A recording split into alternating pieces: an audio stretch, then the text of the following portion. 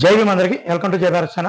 Journalist Sai గారు ఈయన మహాసేన రాజేష్ కోసం మాట్లాడుతూ ఒక వీడియో పెట్టడం జరిగింది. దానికి ఎమ్మెల్యే టికెట్ వచ్చిన వెంటనే అంటే టీడీపీలో టికెట్లు బాగోతం గురించి చెప్తూ ఇతను ఏమంటాడంటే, మీరు ఎన్ని కేసులుంటే, మీ మీద ఎన్ని ఎక్కువ కేసులుంటే అంత సపోర్ట్ పార్టీ మీకు ఇస్తుంది, మిమ్మల్ని అంతలా గుర్తిస్తామని నారా లోకేష్ గారు చెప్పారు. అంటే కేసులు ఎక్కువ ఉన్నవాడు ఎదవలాంటి వాడు, ఎదవల్ని మేము ఎక్కువ సపోర్ట్ చేస్తాం. జర్నలిస్ట్ సాయి, నీ వృత్తికి గౌరవం ఇవ్వాలనిపిస్తుంది, కానీ నువ్వు మాట్లాడే మాటలు బుద్ధి జ్ఞానం లేని మాటలు. నీ వయసుకి గౌరవం ఇవ్వాలనిపిస్తుంది నువ్వు చేసే వృత్తికి, కానీ నువ్వు మాట్లాడే మాటలు చూస్తుంటే, ఓ బాబు నీకు విషయం చెప్తున్నాను. స్వతంత్ర ఉద్యమంలో బ్రిటిష్ వారితో అనేక కేసుల్లోనూ అనేక జైల్లోనూ మగ్గి పోరాడిన వాళ్ళందరూ, ఆ రోజు కేసుల్లో ఉన్న వాళ్ళందరూ నీ దృష్టిలో ఎదవలా అంటే చెప్తాను. కేసులు ఎక్కువ ఉన్న వాళ్ళు ఎదవలా? ఈ రోజు ప్రజల కోసం ఉద్యమాలు చేసేవాళ్ళు కానీ, ప్రజల కోసం పోరాడే వాళ్ళ మీద కానీ అనేక కేసులు ఉంటాయి. అంటే కేసులు ఉన్న వాళ్ళు అందరూ ఎదవలా? ఇది ఏమన్నా అవినీతి కేసా, అక్రమాల కేసులా, లేకపోతే అత్యాత్మం చేసిన కేసులా? నువ్వు ఒక విధంగా ఆలోచిస్తే ఇక నేను పార్టీని విమర్శించడం, నీ గురించి నేను చెప్తున్నాను. వైసీపీ పార్టీలో ఎర్రచందన స్మగ్లర్కి సీట్లు ఇస్తున్నారు, డోర్ డెలివరీ చేసిన వాళ్ళకి సీట్లు ఇస్తున్నారు, తల్లిదండ్రులు చంపేసిన వాళ్ళకి సీట్లు ఇస్తున్నారు, బాబాని చంపేసిన వాళ్ళకి సీట్లు ఇస్తున్నారు. ఆ మెయిన్ నాయకుడి మీద అక్రమార్జన చేసినటువంటి కేసులు ఉన్నాయి. ఇంకెంతకన్నా నువ్వు, నేను లోకేష్ గారు చెప్పిన దాన్ని ఆ వాకులు చవాకులు చేస్తూ నువ్వు ఏదో జెన్యున్ గా మాట్లాడుతూ, లోకేష్ ఏం చెప్పాడు?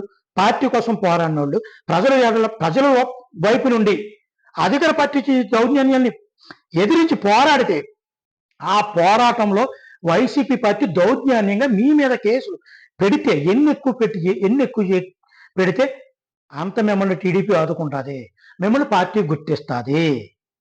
నా మీద కూడా అనేక కేసులు ఉన్నాయి. నేను ఇక్కడ కూడా అన్యాయం చేయలేదు.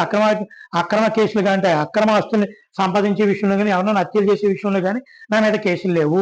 ప్రజల కోసం పోరాడేటప్పుడు మాత్రమే కేసులు ఉన్నాయి. ఆ విధంగా మీరు ప్రజల కోసం పోరాడండి, వైసీపీ చేసే దౌర్జన్యాలను ఎదుర్కొనండి.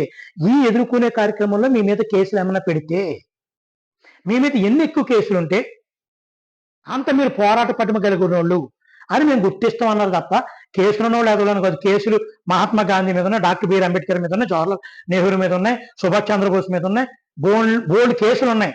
అలా అయినంత మాత్రం నువ్వు అన్న వరడు వాళ్ళకి వర్తిస్తుందిరా యూజ్లెస్ ఫెలో. అసలు బుద్ధుందా నీకు? బుద్ధుంది అసలు? ఏమని మాట్లాడుతున్నావు నువ్వు? కేసులు ఉన్నవాళ్ళు నువ్వు సమర్థించే వాళ్ళు వెనకాల ఉన్నాయి కేసులు, అక్రమార్జన కేసులు, ఆత్మహత్య కేసులు, రేప్ కేసులు. వాళ్ళకి సీటు ఇవ్వద్దని చెప్పు. ఉద్యమంలో పాల్గొని దళితుల కోసం పోరాడేవాడి మీద కేసులు, దాని గురించి చెప్తున్నవి.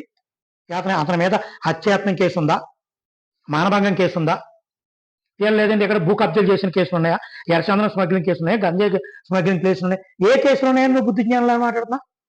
కేసులు ఉన్న వాళ్ళందరూ ఎదవలని. అన్ని బుర్రందా? నువ్వు జర్నలిజం చేసావు నువ్వు? నీ ఏడుపు అంత ఏంటంటే, నిన్ను మహాసేన రాజేష్ బేబచ్చంగా ట్రోల్ చేశాడు. నువ్వు తల తిక్కలేని మాటలు మాట్లాడుతుంటే, దానికోసం ఆ కక్షని విధంగా తీర్చుకుందని మాట్లాడుతున్నావు తప్ప, నువ్వు మాట్లాడలేదు దాంట్లో అర్థం పద్ధం ఉండదు. నువ్వు జర్నలిజం చేసావు, ఫేక్ జర్నలిజం పెట్టుకున్నావు, నాకైతే తెలీదు. ప్రజలన్నీ గమనిస్తున్నారు. ఓకే, జై భీమ్ అందరికి.